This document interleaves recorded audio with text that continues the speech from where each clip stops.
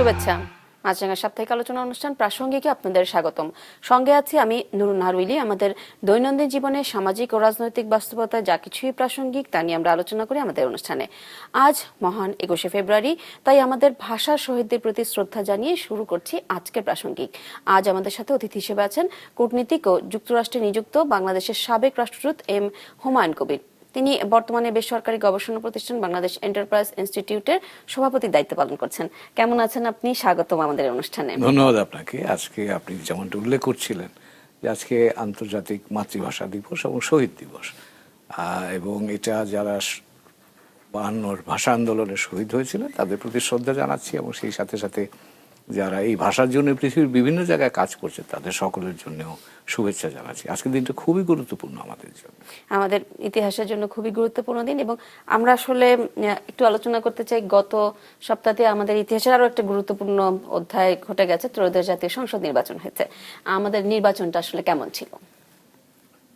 আমি বলবো যে আমি কিছু দেখেছি, নিজে কয়েকটা জায়গাতে ঘুরেছি।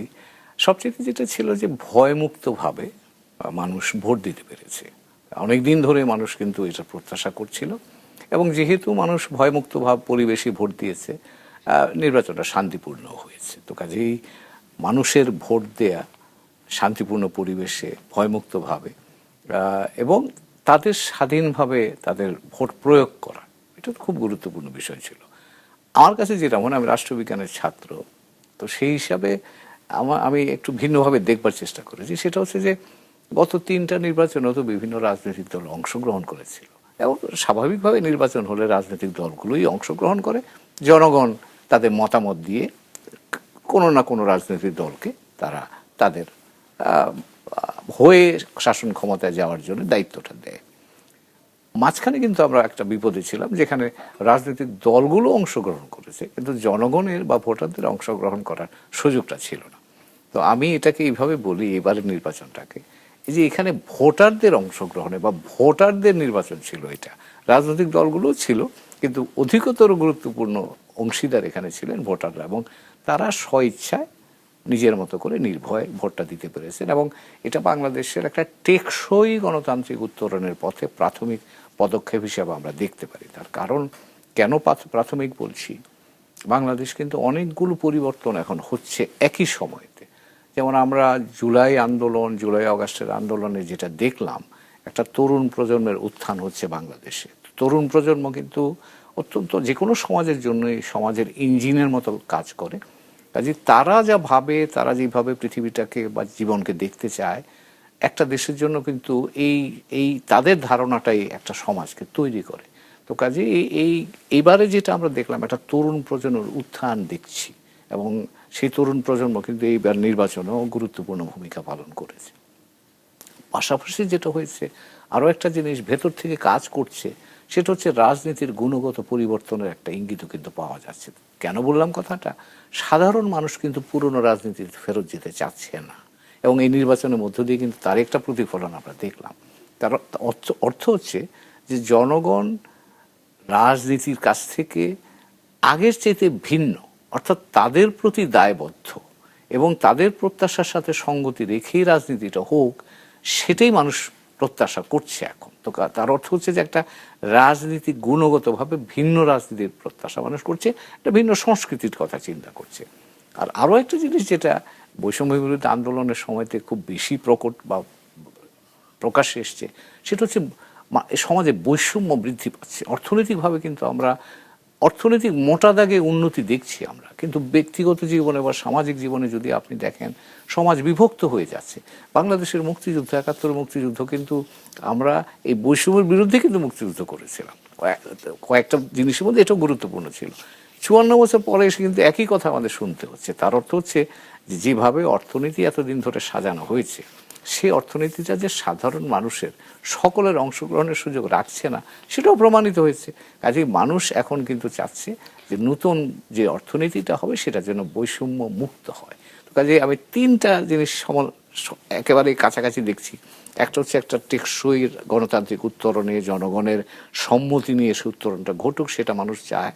দ্বিতীয় হচ্ছে যে রাজনৈতিক সংস্কৃতির পরিবর্তন হোক, সেটা মানুষ চায়। আর অর্থনৈতিকভাবে মানুষ চাচ্ছে যাতে সকলের অংশগ্রহণের মধ্য দিয়ে একটা বৈষম্যহীন সমাজ তৈরি হয়। হ্যাঁ, নির্বাচনের পরে তো আমরা নতুন সংসদ পেলাম এবং মন্ত্রী পরিষদের নতুন সদস্যদের দেখতে পাচ্ছি। মন্ত্রী পরিষদটা আসলে কেমন হলো? কারণ বাংলাদেশের জন্য এখন সামনে আসলে অনেকগুলো চ্যালেঞ্জ, অর্থনৈতিক চ্যালেঞ্জ আছে, একটা বড় আসলে জনসম্পদ তৈরির একটা চ্যালেঞ্জ আছে, অনেকগুলো চ্যালেঞ্জই আসলে সামনে আসছে এবং স্বরাষ্ট্রনীতি বা পররাষ্ট্রনীতি অনেক ধরনের আসলে ঢেলে সাজানোর বিষয় আছে। তো কেমন হলো আসলে এই মন্ত্রিসভা? আপাত দৃষ্টিতে এটা পুরনো নতুন অভিজ্ঞ এবং নতুন যারা আছেন তার সমন্বয়ে হয়েছে। এটা সেই দিক থেকে এটাকে আমরা আশাবাদের একটা জায়গা বলে মনে করছি। আমি একটু ভেঙে যদি বলি তাহলে এখানে মন্ত্রিসভা যে বলছি তার মধ্যে একজন প্রধানমন্ত্রী আছেন, তার মন্ত্রী পরিষদ আছেন। তো এখানে যে জিনিসটা গত কয়দিনে আমাদের সামনে চোখে লাগার মতো ইতিবাচকভাবে এসছে, সেটা হচ্ছে প্রধানমন্ত্রীর কিছু উদ্যোগ। এটা কিন্তু লক্ষণীয় বা আমাদের কাছে দৃষ্টি আকর্ষণ করার মতো। যেমন ধরেন, তিনি সরকারি গাড়ি ব্যবহার করছেন না, তিনি রাস্তা বন্ধ করে যাতায়াত করছেন না, এবং আরও কিছু ব্যক্তিগতভাবে তিনি সিদ্ধান্ত নিয়েছেন। এগুলো কিন্তু আমি বলবো যে একটা ইতিবাচক পরিবর্তনের ইঙ্গিত দিচ্ছে। এটা যেহেতু তিনি প্রধানমন্ত্রী, সেহেতু তার ব্যক্তিগত উদ্যোগগুলোও কিন্তু দৃষ্টান্ত স্থাপন করে। আরও একটা জিনিস যেটা হচ্ছে যে তারই নেতৃত্বে তারা সিদ্ধান্ত নিয়েছেন যে সংসদ সদস্যরা শুল্কমুক্ত গাড়ি নেবেন না, প্লট নেবেন না। এগুলি আমি মনে করি, যদিও আপাত দৃষ্টিতে মনে হচ্ছে যে এগুলো একটু সিম্বলিক, কিন্তু এগুলো জনমনে ইতিবাচক ধারণা তৈরি করার জন্য গুরুত্বপূর্ণ একটা প্রাথমিক ধাপ। এখন যে জায়গাটা আসবে সেটা হচ্ছে জনপ্রত্যাশা, মানুষ কি চাচ্ছে তাদের কাছ থেকে, সেটা তারাও আর্টিকুলেট করেছেন। কিন্তু তারা বলছেন যে আইন শৃঙ্খলাটা উন্নতি করতে হবে এবং ইনফ্লেশন বা এখন দ্রব্যমূল্য যেটা আছে সেটাকে কমিয়ে আনতে হবে। তারপর ধরুন আমরা অন্যান্য যে মানুষের যে চাহিদাগুলো আছে সেগুলো মেটাতে হবে। তো সেখানেই আমার ধারণা যে এটা সরকারের জন্য একটা চ্যালেঞ্জ হিসাবে আসবে। কারণ আমরা এই যে ধরেন গত বছর দেড়েক ধরে যেটা দেখছি, একটা মব সংস্কৃতি তৈরি হয়েছে, মব ভায়োলেন্স যেটাকে আমরা বলছি। তো কাজেই এখনকার সরকারের জন্য আইন শৃঙ্খলাটাকে রক্ষা করাটা খুব জরুরি। এবং এখানে আমি মনে করি যে এখন যারা সরকার গঠন করেছেন, তারেক রহমান সরকার, এই সরকারের প্রাথমিক চ্যালেঞ্জটাই আসবে আপনার আইন শৃঙ্খলা রক্ষা। কারণ এখানে শুধু আইন শৃঙ্খলা রক্ষার দুইটা উপাদান, কিন্তু একটা হচ্ছে যে যারা তাদের দলীয় লোকজন আছেন তারা আইন শৃঙ্খলা রক্ষায় কতটা ইতিবাচক ভূমিকা রাখছেন সেটা খুব গুরুত্বপূর্ণ, কারণ তাদের মাঠ পর্যায়ে উপস্থিতি আছে। আর তারপরে আসবে যে আইন শৃঙ্খলা রক্ষাকারী বাহিনী কতটা, তো তাদেরকে অ্যাক্টিভ করার বিষয় আছে। কারণ পুলিশকে আমরা দেখেছি, পুলিশের সাথে আসলে মানে 1.5 বছরে অ্যাক্টিভ হয়নি পুলিশ। রাইট, আপনি এবং সেই জায়গাতে দুটোই দরকার আছে। এখন যেটা হচ্ছে মাঠ পর্যায়ে দলের শৃঙ্খলা ফেরানোটা খুব দরকার। কারণ বিএনপি ক্ষমতা আসবার আগে কিন্তু একটা বাইরে আলাপ আলোচনা ছিল যে তারা বিভিন্ন কাজে ইতিমধ্যেই সংযুক্ত থেকে নেতিবাচক একটা ভাবনা তৈরি করে ফেলেছে। তো কাজে সেখানে আমি মনে করি এখানে বিশেষ করে উদ্যোগী হওয়া দরকার। এবং সেটা গতকাল টিআইবির যিনি প্রধান, তিনি কিন্তু বলেছেন কথাটা। আমার মনে হয় যে কথাটা চিন্তায় নেওয়া দরকার, যে এখনই দলকে সংগঠিত করে দলকে যদি এ ব্যাপারে ইতিবাচক ধারার দিকে নেওয়া যায়, তাহলে এখানে সুফল পাওয়া যায় বা মানুষ সুফলটা পাবে। এবং তার পাশাপাশি আইন শৃঙ্খলা রক্ষাকারী বাহিনী, যেমনটা আপনি বলছিলেন, যে তাদের মধ্যে যে ধরনের ঘাটতিগুলো আছে সে ঘাটতিগুলো পুষিয়ে আনবার জন্য সরকারের দিক থেকে এবং জনমনে যাতে বিশ্বাসটা তৈরি হয় যে তারা এখন সত্যি সত্যি একটা পেশাদার বাহিনী, সেটা তৈরির জন্য সরকারকে কাজ করতে হবে। আইন শৃঙ্খলা রক্ষাকারী বাহিনী যারা আছে তাদেরকেও কাজ করতে হবে। এই মন্ত্রী পরিষদে আমরা দেখলাম যে আপনি যে মন্ত্রী পরিষদে আসলে দীর্ঘদিন কাজ করেছিলেন, যে আপনি যে মন্ত্রণালয়ে দীর্ঘদিন কাজ করেছেন, সেটির আসলে দায়িত্ব পেয়েছেন খলিলুর রহমান। বলা হয় যে উনি বিদেশি নাগরিক, যদিও বিষয়টি পরে উনি আসলে বলেছেন যে না। তো সদ্য বিদায় নেওয়া সরকারের একটা গুরুত্বপূর্ণ জায়গায় তিনি ছিলেন, তো তাকে পররাষ্ট্র মন্ত্রণালয়ে আনা হলো এবং আসলে এটা আসলে সারপ্রাইজের মতন একটা বিষয় ছিল। তো মার্কিন সংশ্লিষ্টতা তার সাথে এক ধরনের কানাঘষা আসছে যে তার সাথে মার্কিন মুলুকের সম্পর্ক আসলে খুব ভালো। তো তাকে পররাষ্ট্র মন্ত্রী করার বিষয়টা কিভাবে দেখেন? এটা কয়েকভাবে দেখা যেতে পারে। সরকার তো গঠন করেন প্রধানমন্ত্রী, তো প্রধানমন্ত্রী তারেক রহমান উনি বলতে পারবেন কেন তিনি তাকে নিয়েছেন একটা। আর বাইরে থেকে যেটা আমরা মনে করতে পারি, যোগ্যতার বিচারে যদি বলেন, যোগ্যতা তার এই পদে যাওয়ার যোগ্যতা তার আছে, কারণ আমরা কন্টেম্পোরারি কাজে আমি জানি তার সে যোগ্যতা আছে। কিন্তু প্রশ্ন যেটা হলো যে এখানে আগের সরকারে থেকে এখনকার সরকারে আসায় একটা কনফ্লিক্ট অফ ইন্টারেস্ট তৈরি হলো কিনা, এটা কিন্তু একটা আমি বলবো যে জনমনে ভাবনার উদ্রেক করেছে, এবং গত কয়েকদিন ধরে এটা কিন্তু বেশ আলাপ আলোচনা এসছে। তার কারণ হলো যে তিনি একটা গুরুত্বপূর্ণ পদে ছিলেন প্রফেসর ইউনূস সরকারের, তো কাজেই এখন সেখানে থেকে এই সরকারে আসা, এবং ইতিমধ্যেই বিভিন্ন রাজনৈতিক দলগুলো এগুলো নিয়ে মতামত দিচ্ছে। তবে আমি যেটা খুব মনে করি সেটা হচ্ছে যে পররাষ্ট্রনীতির মতো গুরুত্বপূর্ণ জায়গা, যেটা এখনকার প্রেক্ষাপটে আমাদের জন্য খুবই গুরুত্বপূর্ণ, কারণ আমরা যে চ্যালেঞ্জগুলো মোকাবেলা করছি এই চ্যালেঞ্জগুলো এককভাবে কিন্তু আমরা পারবো না। আমাদের প্রতিবেশী উন্নয়ন সহযোগী যারা আছে সকলে কিন্তু সহযোগিতার দরকার, এবং সেই ক্ষেত্রে প্রশ্নের উপরে বা প্রশ্নাতীত একজন এই ভূমিকাটায় থাকলে বোধহয় ভালো হয়, এটাই অনেকে মনে করছেন। তো কাজেই আমি এই মুহূর্তে এটুকুই বলবো যে এটা সরকারের সিদ্ধান্ত, কেন সিদ্ধান্ত নিয়েছেন, কিভাবে নিয়েছেন, সেগুলো বাইরে থেকে আমাদের জানবার কোনো উপায় নাই।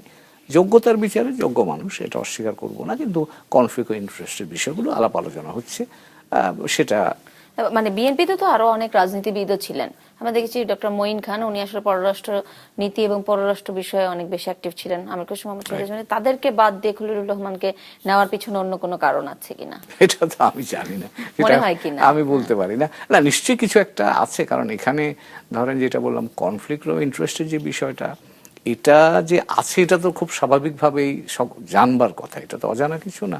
তো সেখানে এই কি কম্পালশনে এটাকে উতরিয়ে এটাকে সরিয়ে রেখে এই সিদ্ধান্ত নিতে হলো, এটা নিশ্চয়ই কোনো একটা কম্পালশন হয়তো থেকে থাকতে পারে।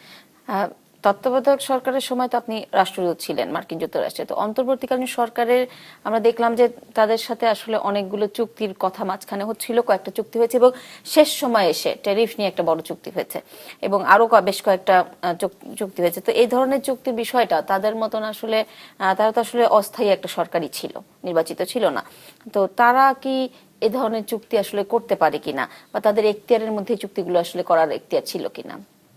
ধন্যবাদ আপনাকে, খুব চমৎকার একটা প্রশ্ন আপনি করলেন। যে কোনো সরকারই কিন্তু ধারাবাহিক প্রক্রিয়ার অংশ। তো কাজেই আমরা এই ধরেন বলি অন্তর্বর্তীকালীন সরকার বা নির্বাচিত সরকার যখন কাজ করে তখন সরকার ধারাবাহিকভাবে কাজ করে যায়, যা করা প্রয়োজন সেটাই তারা করতে পারে। এবং আমার কাছে মনে হয়েছে, আমি নিজেও যেহেতু কাজ করেছি ভেতরে থেকে, এই সরকারের চেহারা দিয়ে কিন্তু কাজের গুণগত কোনো পরিবর্তন শেষ সময় চুক্তিগুলো করলো। এখন সেটা আপনি প্রশ্ন যেটা যে এইবারের এই যে রেসিপ্রোকাল ট্যারিফ এগ্রিমেন্ট মার্কিন যুক্তরাষ্ট্রের সাথে, এটা কিন্তু গত অগাস্টে স্বীকৃত, মানে ইন প্রিন্সিপাল এগ্রিমেন্টটা হয়েছিল। তারপর থেকে কিন্তু আপনি ফেব্রুয়ারি পর্যন্ত বেশ প্রায় 6 মাস সময় কিন্তু ওই সময় থেকে তো আমরা এখন পর্যন্ত ওটা নিয়ে নন ডিসক্লোজার ছিল। এখন কথাটা হচ্ছে সেই জায়গায় যে নন ডিসক্লোজার, এটা ইন্দোনেশিয়া মালয়েশিয়ার ক্ষেত্রে ছিল, কিন্তু নন ডিসক্লোজার মানে এই নয় যে আপনি আপনার স্বার্থের কথা মনে রেখে আপনার অভ্যন্তরীণ স্টেক হোল্ডাররা যারা আছে তাদের সাথে আপনি আলাপ আলোচনা করতে পারবেন। সেটা কিন্তু মুশকিল হচ্ছে যে এখানে এটা নিয়ে এত প্রশ্ন আসছে, তার কারণ এটা চুক্তিটা এক হচ্ছে যে এই সময়তে সরকারের শেষ সময় এসে 3 দিন থাকতে কেন করা হলো, 1 নাম্বার। 2 নাম্বার হচ্ছে যে যারা স্টেক হোল্ডার, যারা এই চুক্তির ফলে সুবিধা অসুবিধা দুটোই ফেস করবে, তাদের সাথে খুব বেশি আলাপ আলোচনা হয়েছে বলে আমাদের অন্তত জানা নাই। তো কাজেই সেটা নিয়ে প্রশ্ন হচ্ছে। এবং আজকে একটা ডেভেলপমেন্ট, গতকাল মার্কিন যুক্তরাষ্ট্রের ডেভেলপমেন্টটা হয়েছে, ট্রাম্প প্রশাসনের এই সিদ্ধান্ত, ট্যারিফ দেওয়ার সিদ্ধান্তটাকে সুপ্রিম কোর্ট এটাকে বাতিল করেছে। কিন্তু এখন প্রশ্ন হচ্ছে, ট্রাম্প আবার পাল্টা আজকেই বলেছেন যে আমি এখন থেকে যদি এটা বাদই দিতে হয়, যেহেতু সুপ্রিম কোর্টের সিদ্ধান্ত, যদি বাদ দেয় তাহলে অ্যাক্রস দ্য বোর্ড অর্থাৎ সব দেশের জন্য এক্সট্রা 10% তিনি আবার ট্যারিফ আরোপ করতে পারেন। এবং 1974 সালের 2টা আছে আইন, একটা 1930 সালের আইন আছে, তার সেই আইনের আওতায় তিনি পারেন। আবার 1974 সালের আরেকটা ট্রেড ল আছে, এই ট্রেড লতেও কিন্তু তিনি ইচ্ছা করলে 301 বলে একটা তাদের আইনের একটা ধারা আছে, ওই ধারা দিয়ে আবার কিন্তু ট্যারিফ দিতে পারেন। তো কাজেই প্রেসিডেন্ট ট্রাম্পের হাতে এখনো কিন্তু তিনি ইচ্ছা করলে আরো 2টা অন্তত এই ট্যারিফ চালু যদি তিনি রাখতে চান, যদি রাজনৈতিক সিদ্ধান্ত তিনি নেন যে তিনি এগুলো চালু রাখবেন, তাহলে কিন্তু এগুলি করতে পারেন। কাজেই আমাদের এখান থেকে অনেকেই উৎসাহিত হচ্ছেন যে এর ফলে এই চুক্তি কার্যকর থাকবে না। আমার মনে হয় এগুলো নিয়ে আরেকটু গভীরভাবে চিন্তার সুযোগ আছে। শুল্ক কমানোর এই চুক্তিতে আসলে আমাদের কতখানি শুল্ক তখন কমেছিল আমরা বুঝতে পারিনি, কারণ আমাদের মনে হলো যে 1% মতো শুল্ক কমেছে, 1%, 20 থেকে 19%। হ্যাঁ, তো সেই জায়গাতে কিন্তু চুক্তি হলো অনেকগুলো, যেমন সামরিক সরঞ্জাম কেনাকাটার একটা চুক্তি হয়েছে, যেটি বিধি নিষেধ বলেছে যে অন্য আরেকটি দেশ থেকে কেনা যাবে না, এরকম একটা বিধি নিষেধ দিয়ে দিয়েছে। তো এই ধরনের চুক্তি আসলে বর্তমান সরকার যারা এখন দায়িত্ব নিল তাদের জন্য কোনো আসলে দায় হয়ে দাঁড়াবে কিনা, বা তাদের জন্য কোন বার্ডেন হয়ে দাঁড়াবে কিনা, কারণ তাদের তো চুক্তির পিছনে আসলে কোনো স্টেক ছিল না, তারা তো এই জায়গার অংশ ছিলেন না। কিন্তু কথাটা বলা হচ্ছে যে তাদের সম্মতি নিয়েই করা হয়েছে। যাই হোক, কিন্তু এটা সত্যি কথা যে এই চুক্তির আওতায় যে বিষয়গুলো এসছে, এই অনেকগুলো বিষয়ে কিন্তু আমাদের জন্য চাপ সৃষ্টি করতে পারে। যেমন ধরুন 2-3টা ব্লক যদি ধরি আমি, একটা হচ্ছে যে মার্কিন যুক্তরাষ্ট্র থেকে আমরা জিনিস কিনতে হবে, এরকম একটা বাধ্যবাধকতা আমাদের। সেই তুলা থেকে শুরু করে, সয়াবিন থেকে শুরু করে, প্লেন থেকে শুরু করে, জ্বালানি থেকে শুরু করে, আপনি এটা কিনতে হবে, এর একটা বাধ্যবাধকতা আমি আটকে গেলাম। এখন এখান থেকে আমার বেরোবার রাস্তা খুব বেশি থাকছে না, 1 নাম্বার। 2 নাম্বার হলো যে আমি তৃতীয় দেশের সাথে যে ব্যবসা বাণিজ্য করি, সেখানেও কিন্তু আমার কিছু বাধ্যবাধকতা আরোপ হয়েছে। এটাও কিন্তু আমাদের জন্য অসুবিধা, কারণ আমরা এমন একটা দেশ যেই দেশের এক্সপোর্ট এবং ইম্পোর্ট কিন্তু কানেক্টেড। আমি একটু বুঝিয়ে বলি, যদি চীন এবং ভারত থেকে আমরা আমাদের কাঁচামাল আমদানি করি, এগুলোকে এখানে প্রসেস করে মার্কিন যুক্তরাষ্ট্র এবং ইউরোপে পাঠাই। তো কাজে আপনি লক্ষ্য করবেন এটা একটা চেইনের মধ্যে আমরা আছি। এই চেইনটার কোনো একটা জায়গায় ডিসরাপশন হলে কিন্তু আমাদের জন্য অসুবিধা হবে। যেমন চীন থেকে যদি আমি আমদানি না করি, তাহলে মার্কিন যুক্তরাষ্ট্র পাঠাতে পারবো না। এখন যদি মার্কিন যুক্তরাষ্ট্র এই চীন থেকে আমদানির জন্য বিধি নিষেধ দেয়, তাহলে কিন্তু আর মার্কিন যুক্তরাষ্ট্রের সাথে ব্যবসা করতে পারবো না, কারণ আমার পাঠাবার মতো পণ্য থাকবে না। আর থার্ড যে জায়গাটা, সেটা হলো যে আপনি আমার এখানে প্রচুর সংস্কার, যেমন ধরেন ডিউটি ফ্রি টেকনোলজি, এই যে সোশ্যাল, আমরা যেটাকে এখন অনলাইন প্রোডাক্টস বলি, এগুলো কিন্তু ফ্রি বাংলাদেশে ঢুকবে এখন। তো এখন যদি এগুলি বাংলাদেশে যদি ঢুকবার সুযোগ হয়, তো আমার এখানে গ্রোথের সুযোগ কোথায় থাকবে? তো কাজে এইরকম 2-3টা জায়গায় আমার ধারণা যে এগুলো আমি যদি সক্ষমতা অর্জন করতে পারি, তাহলে আমি সুবিধা পেতে পারব। কিন্তু যতক্ষণ পর্যন্ত আমি সক্ষমতা অর্জন না করছি, ততক্ষণ কিন্তু আমার জন্য একটা প্রতিকূলতা তৈরি করতে পারে। তো কাজে এগুলো, যেমন ধরেন আপনি এখন আমরা মাইক্রোসফটের আমরা উইন্ডোজ ব্যবহার করি। এখন উইন্ডোজ যদি আপনাকে কিনে ব্যবহার করতে হয়, তাহলে কিন্তু আপনার জন্য, আমি বলবো যে বাংলাদেশের জন্য বেশ চাপ পড়বে। এবং মার্কিন, এটা বলেও রাখি, তারা কিন্তু বহু বছর ধরে এই বিষয়গুলো আমাদের কাছে তুলছে, আমরা সেগুলোকে গায়ে লাগাইনি। এবার কিন্তু এই ট্যারিফের সূত্রে তারা এটাকে, আমরা ট্যারিফটাকে প্রধান উপজীব্য বিষয় হলে মনে করছি, যে 20 থেকে 19-এ নামলো, আমরা গেইন করলাম। তারা কিন্তু এটাকে বিস্তৃত প্রেক্ষাপটে দেখছে যে মার্কিন যুক্তরাষ্ট্র এবং বাংলাদেশের মধ্যে শুল্ক, অশুল্ক, আধা শুল্ক, বাধা সব সরিয়ে মার্কিনীদের ব্যবসা করার সুযোগ দেওয়া, সেই প্রেক্ষাপট থেকে তারা এটাকে দেখেছে। আমরাও সে সুবিধা পেতে পারি, কিন্তু 1%। এখন যদি আপনি, একটা সুবিধা আমাদের আছে, সেটা হলো আপনি মার্কিন তুলা যদি আমরা কিনি, সেই তুলা যে জিনিস আমরা করব, সেটা আবার শুল্কমুক্তভাবে তাদের ওখানে পাঠাতে পারবো। এরকম একটা আয়োজন হয়েছে। আমি যা ডিটেলসটা জানি না, কিন্তু মোটা দাগে আমি এটুকু বুঝতে পারছি যে তুলা আমদানি করে যেটুকু আমরা পণ্য ওইদিকে পাঠাবো, সেটা 2500 পণ্য শুল্কমুক্ত ভাবে সেদিকে ঢুকবে, আর তাদের মনে হয় 4500। আরে আমার পণ্যই তো আছে কয়েকটা, আমার পণ্যই তো নেই। আমার সমস্যা তো রফতানির অন্যতম প্রধান সমস্যা হচ্ছে, আমার রফতানির 80% হচ্ছে একটা আইটেম, সেটা হচ্ছে রেডিমেড গার্মেন্টস। কাজে আমার তো পণ্য নাই, তার তো পণ্য 50,000 আছে। তো কাজে তার প্রত্যেকটা পণ্যের জন্য তার মার্কেটে ভ্যালু পাবে, আমার জন্য তো ভ্যালু নাই। আমার যেমন চীনের ক্ষেত্রে ধরেন, আমাদের 98% প্রোডাক্টস আমাদের ডিউটি ফ্রি দিয়ে রেখেছে। আমরা তো 1 বিলিয়নও চীনে রফতানি করতে পারি না, কারণ আমার সেই পণ্য নাই। তো ভারতে আমাদের almost 98% duty free market access আছে, আমরাও তো সেখানে $2 বিলিয়ন রফতানি করতে পারছি না। তো কাজেই আমার এই সক্ষমতার ঘাটতিটাও কিন্তু আমার জন্য নতুনভাবে চিন্তার জায়গা, যে আমার যদি পণ্য থাকে, তাহলে সেটা মার্কিন যুক্তরাষ্ট্র না হয়ে অন্য জায়গায় আমি রফতানি করতে পারবো। আর পণ্যই যদি না থাকে, তাহলে আমি কি রপ্তানি করবো? এই জায়গাটাতে সরকার, নতুন সরকার আসলে যেহেতু অনেক কথা হচ্ছে এই চুক্তি নিয়ে, নতুন সরকার কোনো কিছু করার আছে কিনা, যদিও চুক্তিটি G2G চুক্তি সম্ভবত এখানে একটা হচ্ছে যে এই চুক্তিটার স্বাক্ষর হয়েছে 9 ফেব্রুয়ারি। 9 ফেব্রুয়ারি থেকে 60 দিনের মধ্যে এটাকে কার্যকর করতে হবে এবং উভয় দেশের সরকারই এই প্রক্রিয়াগুলো সম্পন্ন করবে। এখন সেখানে যদি বাংলাদেশ সরকার মনে করে যে না, আমি এখন এই 60 দিনে পারলাম না, আরো কিছুদিন বাড়াতে হবে, সেটা তারা করতে পারে। এখন আমি জানি না এখনকার বর্তমান সরকার মার্কিন যুক্তরাষ্ট্রের সাথে আবার এটা রিভিউ করার জন্য বলবে কিনা, অথবা গতকালকের মার্কিন সুপ্রিম কোর্টের সিদ্ধান্তের প্রেক্ষিতে এখানে আমাদের জন্য কোনো স্পেস তৈরি হয়েছে কিনা, এগুলো বিচার বিশ্লেষণ করে হয়তো চিন্তার জায়গা খানিকটা থাকতেও পারে। দেখলাম যে ডোনাল্ড ট্রাম্প তারেক রহমানকে শুভেচ্ছা জানিয়েছেন, সেখানেও কিন্তু তিনি এই চুক্তির কথা বলছেন। শুধু শুভেচ্ছা জানানি, তিনটা বিষয় বলেছেন। ইন্ডো প্যাসিফিক স্ট্র্যাটেজি, যেটা মার্কিন যুক্তরাষ্ট্রের এই অঞ্চলের ভূরাজনৈতিক দৃষ্টিভঙ্গি বা ব্যবস্থাপনার কথা চিন্তা করছে তারা। দ্বিতীয়, এই যে রেসিপ্রোকাল ট্যারিফ এগ্রিমেন্ট যেটা হয়েছে সেটা বাস্তবায়ন যেন দ্রুত হয়, তার কথা তিনি মনে করে দিয়েছেন। 3 নম্বর হচ্ছে মার্কিন যুক্তরাষ্ট্রের সামরিক সরঞ্জাম আমাদের কাছে বিক্রি করতে চায়, অনেকদিন ধরে চেষ্টা করছে, কিন্তু তা করার জন্য 2টা চুক্তির অনেকদিন ধরে ঝুলে আছে। একটা বলে জিসোমিয়া, একটা বলে আকসা। এই দুটো চুক্তি বাংলাদেশ কিন্তু অনেকদিন ধরেই করতে রাজি হচ্ছে না।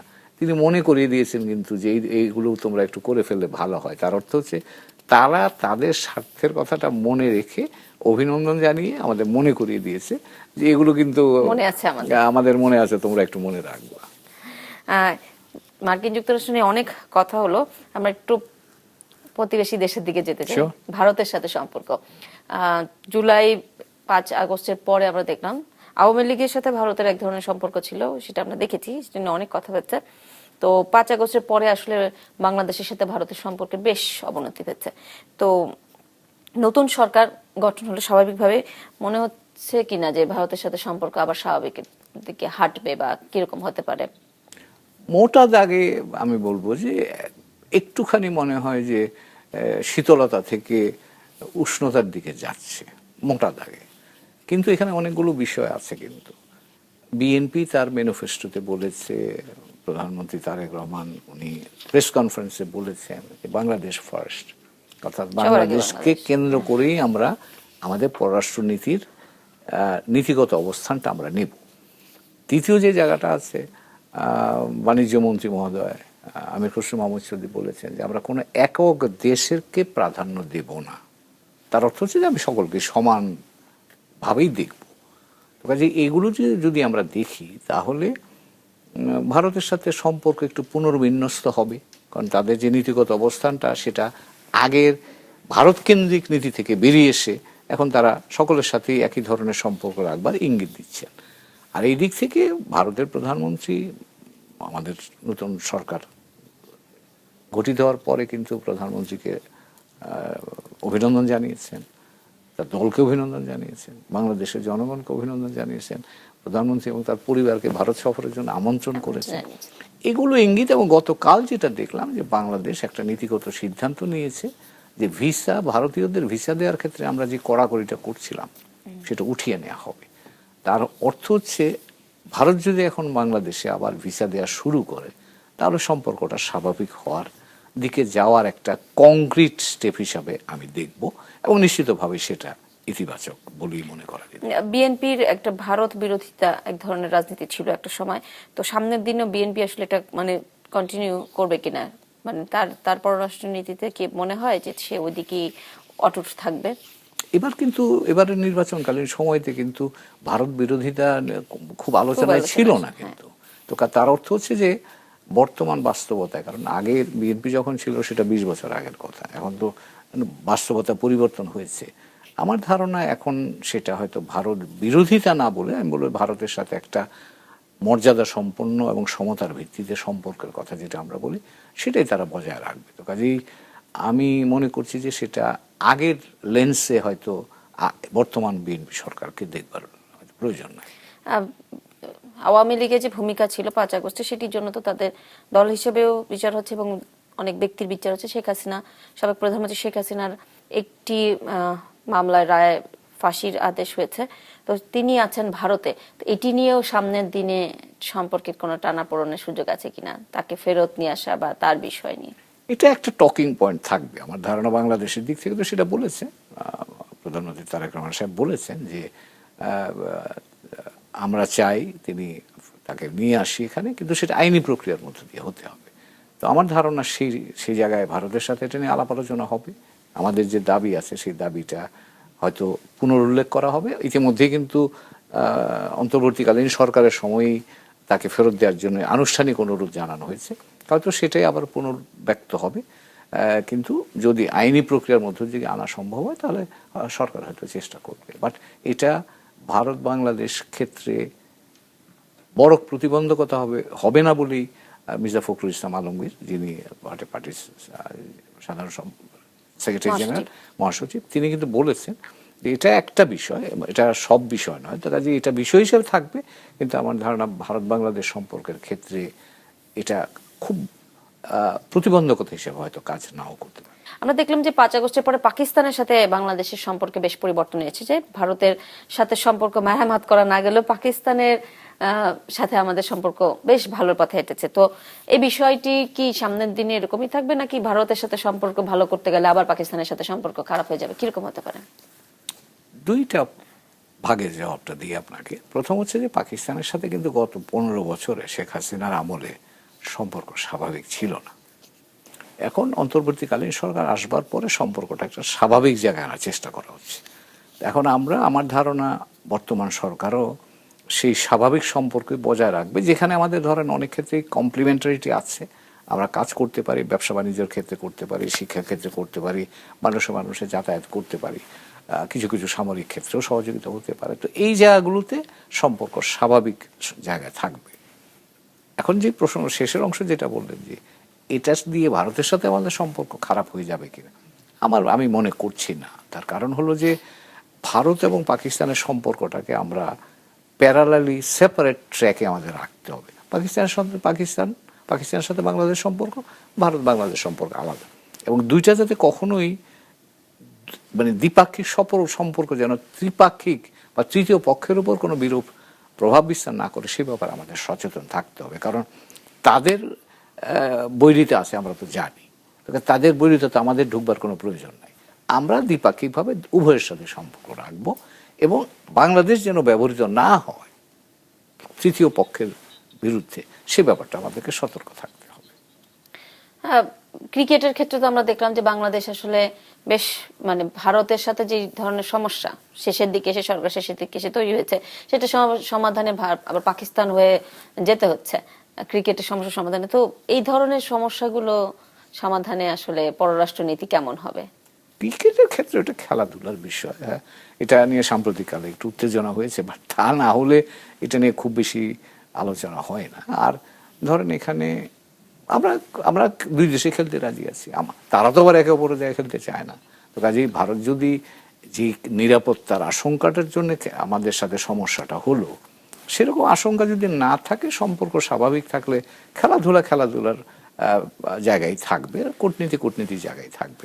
এটাকে দুটো মিশ্রণ করে ফেললে আমার মনে হয় একটু অসুবিধা হয়। কারণ খেলার অডিয়েন্স বা খেলার পদ্ধতি মডালিটিস একরকম, কূটনীতি আমরা যেটা করি সেটা আরেক রকম। কাজে এই দুটাকে আলাদা রাখাই আমার কাছে মনে হয় ভালো। খেলায় থাকুক, কূটনীতি জায়গায় থাকুক। আমাদের একদম মানে এক পাশে ভারত, আরেক পাশে কিন্তু চীনের এক ধরনের প্রভাব আমরা দেখতে পাচ্ছি, এবং চীন আসলে প্রভাবশালী একটা রাষ্ট্র। তো সেক্ষেত্রে এই অঞ্চলে, আমাদের অঞ্চলে চীনের অনেক উন্নয়ন আছে, উন্নয়নের সাথে চীনের মানে সহযোগী চীন। তো সামনের দিনে চীনের সাথে কেমন সম্পর্ক হতে পারে বাংলাদেশের? কারণ বিএনপির শেষ সময় চীনের সাথে সম্পর্কটা বিএনপির সেরকম ভালো ছিল না। তো এবং মার্কিনীদের সাথে আবার চীনের এক ধরনের জটিলতা চলছে ক্ষমতা নিয়ে বা প্রভাব বিস্তার নিয়ে। আমরা আসলে চীনের সাথে কোন জায়গাটাতে যেতে পারবে, আমরা কোন জায়গাটাতে আছি এখন? চীনের সাথে আমাদের সম্পর্ক আমি বলবো গভীর। তার কারণ হলো যে কোনো সরকারি বাংলাদেশের থেকেছে, চীনের সাথে আমাদের সহযোগিতা ক্রমাগত বেড়েছে, এবং চীন আমাদের কিছু মৌলিক উন্নয়নের কিছু মৌলিক জায়গাতে আমাদের উন্নয়ন সহযোগী। তো কাজে চীনের সাথে সম্পর্ক আগামী সরকার, বর্তমান সরকার যা আছেন, তারও সেটা বজায় রাখতে হবে। কারণ চীন ধরেন আমাদের পরিকাঠামো বলেন, যোগাযোগ বলেন, এনার্জি বলেন, এই জায়গাগুলোতে কিন্তু চীনা বিনিয়োগ, এগ্রিকালচারেও আছে, ইদানিং ইনভেস্টমেন্টও আসছে। তো কাজেই এগুলো আমাদের জন্য গুরুত্বপূর্ণ, কাজেই চীনের সাথে আমাদের সম্পর্ক স্বাভাবিক থাকবে। কিন্তু এখন যেই জায়গাটায় চ্যালেঞ্জ এটা হবে, ভারত, চীন, চীন মার্কিন যুক্তরাষ্ট্র, এইগুলোতে আমরা সামাল দেব কী করে? এখন আমরা তো সম্পর্ক পরিচালনা করি আমাদের স্বার্থের আলোকে, আমাদের প্রয়োজনে করি। তো কাজেই যার সাথে আমাদের যেই প্রয়োজনে কাজ করা দরকার, আমরা তার সাথে সেই প্রয়োজন বা সেই ক্ষেত্রেই কাজটা করব। তাদের যে দ্বিপাক্ষিক প্রতিদ্বন্দ্বিতা আছে, এতে আমরা ঢোকার আমাদের জন্য আমার মনে হয় খুব বুদ্ধিমানের কাজ হবে না। তার কারণ ওদের, সেটা ভারত চীন বলেন কি চীন মার্কিন যুক্তরাষ্ট্র বলেন, এগুলো বৈশ্বিক পর্যায়ের তাদের প্রতিদ্বন্দ্বিতা বা আঞ্চলিক পর্যায়ের প্রতিদ্বন্দ্বিতা। এখন বাংলাদেশের সাথে চীনের সম্পর্ক তো দ্বিপাক্ষিক। আমার প্রয়োজনে আমরা চীনের সহযোগিতা নেই, ভারতের সহযোগিতা নেই, মার্কিন যুক্তরাষ্ট্রের সহযোগিতা নেই, ইউরোপিয়ান ইউনিয়নের সহযোগিতা নেই। কাজে তাদের পারস্পরিক এই প্রতিদ্বন্দ্বিতার মধ্যে ঢুকবার প্রয়োজনও নাই, আমি মনে করি আমাদের সেই সক্ষমতা নাই। তার কারণ আমার মূল উদ্দেশ্য হলো এদের সাথে সহযোগিতা করে আমার মানুষের জীবনমান উন্নত করা এবং বাংলাদেশ যাতে একটা সম্মানজনকভাবে সেই কাজটা করতে পারে, সেই প্রচেষ্টাটা আমরা করছি। এই মুহূর্তে কোনো ধরনের আঞ্চলিক প্রতিযোগিতা বা প্রতিদ্বন্দ্বিতা বা বৈশ্বিক প্রতিযোগিতা বা প্রতিদ্বন্দ্বিতা যাওয়ার আমার মনে হয় না বাংলাদেশের জন্য এটা কোনো প্রয়োজন আছে, এবং সেটা আমাদের জন্য সুবিধাতে অসুবিধা বেশি তৈরি করতে পারে। তো কাজেই আমি আমার জাতীয় স্বার্থের আলোকেই বলবো, আমরা সকলের সাথেই বন্ধুত্ব রেখে সকলের সাথে কাজ করব, কিন্তু তাদের পারস্পরিক প্রতিদ্বন্দ্বিতার মধ্যে আমি যাব না। এটা আমার মূল মত হিসেবে থাকতে পারে। ইরান, যুক্তরাষ্ট্র, ইসরায়েল নিয়ে এক ধরনের অস্থিরতা দেখতে পাচ্ছি এবং বারবার হামলা, পাল্টা হামলা, নানান হুমকি ধামকি চলছে। এইটাকে আমাদের অর্থনীতিতে বা আমাদের রাষ্ট্রের উপরে কোনো প্রভাব পড়বে কিনা? কারণ হরমুজ প্রণালী বন্ধ সহ অনেক ধরনের স্টেপ তারা নিয়ে থাকে। তো সেক্ষেত্রে আমাদের এই অঞ্চলে তেলের দাম বৃদ্ধি বা কোন ধরনের প্রভাব পড়তে পারে? আপনি যথার্থই বলেছেন যে যদি ইরান, এবং যেটা খুব উত্তেজনা, যে কোনো মুহূর্তে যুদ্ধ লাগতে পারে এরকম একটা আশঙ্কা করা হচ্ছে। বাট আমার এটাও মনে হচ্ছে শেষ পর্যায়ে গিয়ে হয়তো একটা চুক্তি মার্কিন যুক্তরাষ্ট্র এবং ইরানের মধ্যে হয়তো হতে পারে। কিন্তু যদি যুদ্ধটা হয় বা সংঘাত তৈরি হয়, প্রথম তেলের সাপ্লাইটা প্রবলেম হবে। আমরা 100% তেল আমদানি করি বাইরে থেকে, তো কাজে তেলের দাম বেড়ে যাওয়া মানে আমাদের জন্য প্রবলেম। আর ইরান যে কথা বলছে যে এবার যদি আক্রান্ত হয়, তাহলে ইরান কিন্তু অন্য মার্কিন যুক্তরাষ্ট্রের যেসব ঘাঁটি আছে সেগুলো আক্রমণ করতে পারে। তার অর্থ হচ্ছে জর্ডান থেকে শুরু করে এসে আপনি আবুধাবি পর্যন্ত বা ইউএ পর্যন্ত আপনি যদি আসেন, সে পুরো এলাকাটাতে কিন্তু মার্কিন সামরিক ঘাঁটি আছে। তার ইরানের সে আক্রমণের মুখে যদি পড়ে, ওই অঞ্চলে কিন্তু আমাদের একটা বড় জনগোষ্ঠীও আছে, আমরা যারা শ্রমিক বাহিনী, শ্রমিক ভাই বোনেরা আছেন ওখানে। তো কাজেই আমাদের এক হচ্ছে যে তাদের জীবন সুরক্ষা দেয়া, এটা একটা বিপদগ্রস্ত হওয়ার আশঙ্কা আছে, যেটা আমাদের সরাসরি কূটনীতিকে আমাদের স্পর্শ করবে। আর দ্বিতীয় যেটা হবে, তারা যে রেমিটেন্স পাঠায় সেটা তো আমার দেশের $30 বিলিয়ন একটা আয়। তো তারা যদি ওখানে বিপদগ্রস্ত হয়, তাহলে তাদেরকে সুরক্ষা দিতে হবে, প্লাস এই যে রেমিটেন্স যেটা আছে সেটাও আমাদের কমে যাবে। তো কাজেই আমাদের জন্য এই মধ্যপ্রাচ্যে যে কোনো ধরনের নতুন সংঘাত একেবারে সরাসরি আমাদের উপর আঘাত আনবে, এবং সেটা একটা হচ্ছে যে আমাদের মানুষজনকে রক্ষা করা, সেটা একটা চ্যালেঞ্জ হিসেবে আসবে। আমার মনে আছে আমরা ইরাক যুদ্ধের সময় এরকম চ্যালেঞ্জে পড়েছিলাম একবার।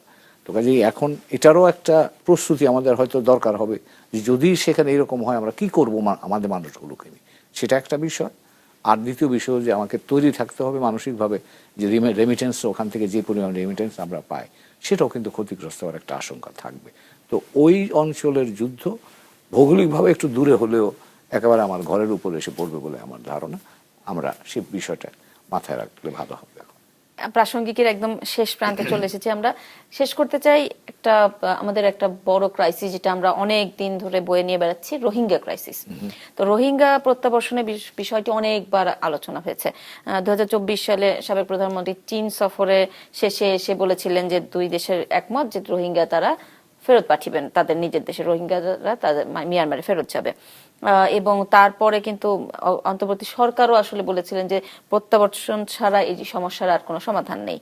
কোনো অগ্রগতি আসলে হয়নি কখনোই। অগ্রগতিটা আসলে কিভাবে সম্ভব, বা এই সরকারের আসলে কি স্টেপ নেওয়া দরকার? ধন্যবাদ আপনাকে। আপনি এমন জটিল একটা বিষয় গত সরকার প্রধান, অন্তর্বর্তী সরকার প্রধান বলেছিলেন যে তাদেরকে ইফতারি করাবেন ওখানে নিয়ে, হয়নি। মিয়ানমারের অভ্যন্তরে যতক্ষণ পর্যন্ত স্থিতিশীলতা না আসছে ততক্ষণ পর্যন্ত এই সমস্যার সমাধানের অগ্রগতির সম্ভাবনাটা কম। তবে আমরা আমাদের কূটনৈতিক উদ্যোগ বজায় রাখতে হবে। একটা হচ্ছে যে বাইল্যাটারালি আমরা মিয়ানমারের সাথে যতটা সম্পর্ক রাখতে পারি সেটা রাখবো, পাশাপাশি ট্রাইল্যাটারাল একটা মেকানিজম আছে চীনের সাথে, চীন, বাংলাদেশ, মিয়ানমার, সেটাকেও আমরা চেষ্টা করব চীনের মাধ্যমে মিয়ানমারের উপর যতখানি চাপ প্রয়োগ করা যায়, কারণ একমাত্র দেশ চীনেরই মিয়ানমারের উপর এখন সবচেয়ে বেশি প্রভাব আছে। আসিয়ান, যারা আসিয়ান 5 পয়েন্ট মিয়ানমারের ডেমোক্রেটিক প্রসেসে যাওয়ার জন্য 5 পয়েন্ট দিয়ে রেখেছে, আসিয়ানের সাথে আমরা কাজ করতে পারি, কারণ মিয়ানমার আসিয়ানের সদস্য হওয়ার কারণে আসিয়ানের সাথে তাদের একটা আস্থার জায়গা আছে এখনো পর্যন্ত। কাজে এই সবগুলোকে নিয়ে এসে আমরা চেষ্টাটা চালিয়ে যেতে হবে। এবং এই চেষ্টাটা আমি মনে করি যে হইচই বা বাইরে বড় বড় কনফারেন্স করার চাইতে এগুলি একেবারে যেটাকে আমরা নিবিড় কূটনীতি বলি, যে কিভাবে কি করা যায়, সমস্যাটা সমাধানমুখী কিভাবে করা যায়, সেই বিষয়টাতে বেশি মনোযোগী হওয়া দরকার। তবে এটা নিয়ে যে খুব বেশি আশাবাদ আমরা পাচ্ছি তা নয়, প্রচেষ্টাটা অব্যাহত রাখতে হবে। আপনাকে অনেক ধন্যবাদ আমাদের এই পর্বে অতিথি হিসেবে যোগ দেওয়ার জন্য। দর্শক, সময় হলো বিদায় নেওয়ার। এই ছিল আজকের প্রাসঙ্গিক। ইউটিউব চ্যানেলে দেখতে পারেন আমাদের অনুষ্ঠান, এছাড়া ফেসবুকে আপডেট পেতে ভিজিট করুন মাছরাঙা টেলিভিশনের পেজে। পরবর্তী পর্বে আবারও হাজির হব নতুন কোনো অতিথিকে সাথে নিয়ে। আজকের মতন শুভরাত্রি।